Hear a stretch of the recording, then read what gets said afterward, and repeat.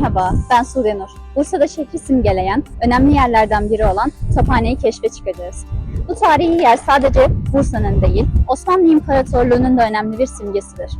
Tophane Bursa'nın merkezine oldukça yakın, şehrin yüksek noktalarından birinde yer alıyor. Buraya çıktığınızda hem tarihi bir yolculuğa çıkmış oluyorsunuz, hem de Bursa'nın muazzam manzarasının keyfini çıkarabiliyorsunuz. Tophane aslında Osmanlı döneminden gelen çok önemli bir yer. 15. yüzyılda Bursa'nın bu bölgesi surlarla çevrili ve şehir savunması için stratejik bir nokta olarak kullanılıyordu.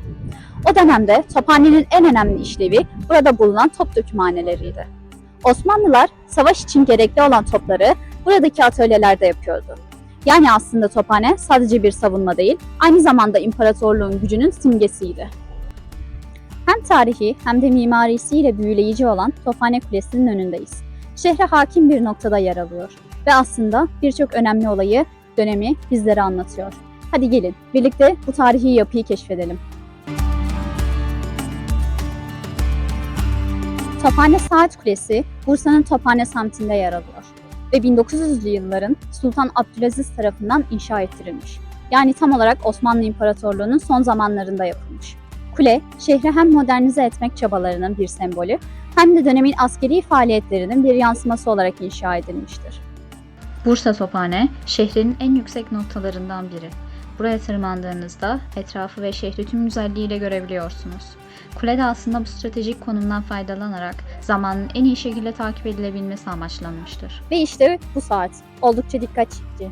Kule sadece bir zaman ölçüm cihazı değil, aynı zamanda çevredeki askeri alanlar ve halk için önemli bir iletişim aracıydı. Günümüzde ise hem Bursa'nın simgelerinden biri, hem de şehre gelen turistler için görülmesi gereken bir yer. Burada bir şey dikkatimi çekiyor. Buradaki taş işçiliği ve mimari detaylar. Osmanlı'nın geleneksel tarzını modernize etme çabasıyla Batı etkinlerinin de harmanlandığı bir yapı karşımızda. Kültürel bir köprü gibi.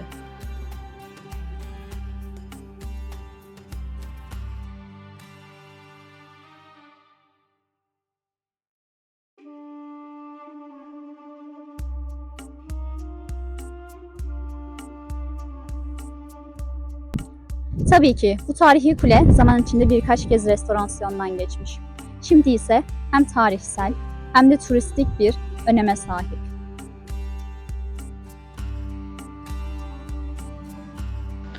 Bursa Tophane Saat Kulesi sadece bir yapı değil, adeta şehri simgeleyen bir zaman kapsülü gibi. Yüzyıllar boyunca şehri gözetlemiş Bugün ve şehre Bursa'nın dair en önemli çok tarihi iyi izler yerlerinden barındırıyor. iki tanesine, Osman Gazi ve Orhan Gazi türbelerine gidiyoruz. Bu türbeler Osmanlı İmparatorluğu'nun kurucularından olan bu iki önemli şahsiyetin mirasını yansıtıyor. Ve aslında Bursa'nın tarihini çok yakından hissedebileceğiniz yerler.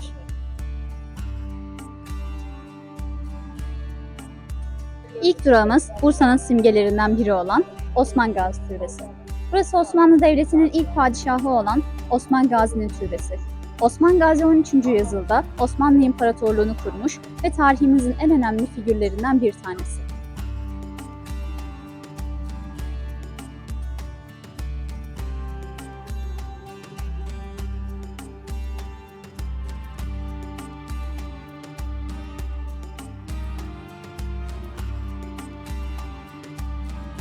Osman Gazi Türbesi oldukça sade ama etkileyici bir yapıya sahip.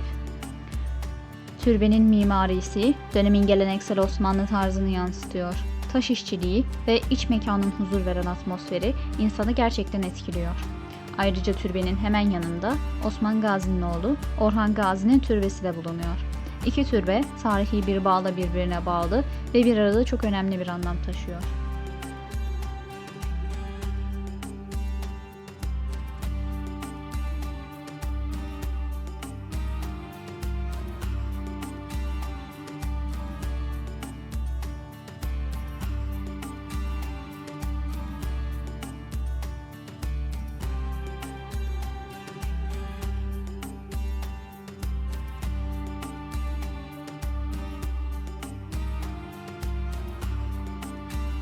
Osman Gazi Türbesi'nin çevresi sakin bir ortamda yer alıyor.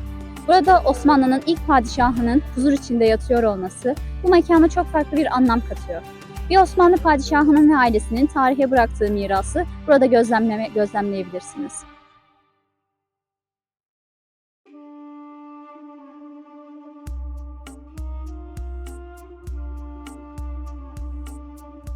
Şimdi ise Orhan Gazi Türbesi'ndeyiz. Orhan Gazi, Osman Gazi'nin oğlu ve Osmanlı Devleti'nin ikinci padişahı. Onun dönemi de Osmanlı'nın büyümeye başladığı ve kurumsallaşmaya yöneldiği bir dönemdir. Yani hem devletin temellerini sağlamlaştırmış hem de Bursa'yı başkent yaparak Osmanlı'nın geleceğine yön vermiş bir lider.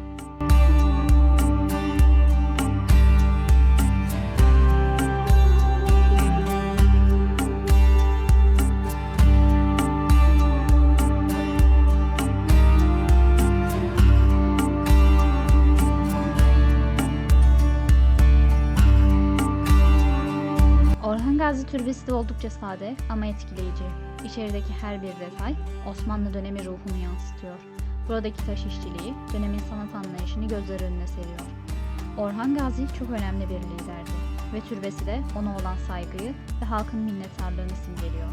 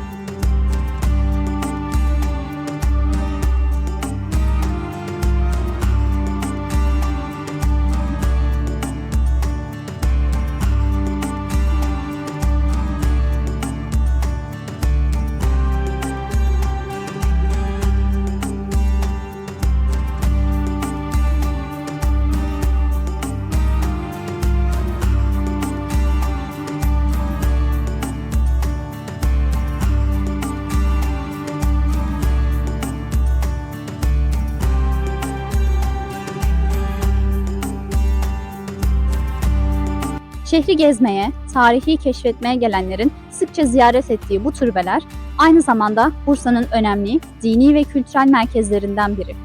Hem Orhan Gazi'yi hem de Osman Gazi'yi burada bir arada görmek adeta tarihin içinde bir yolculuk yapmak gibi.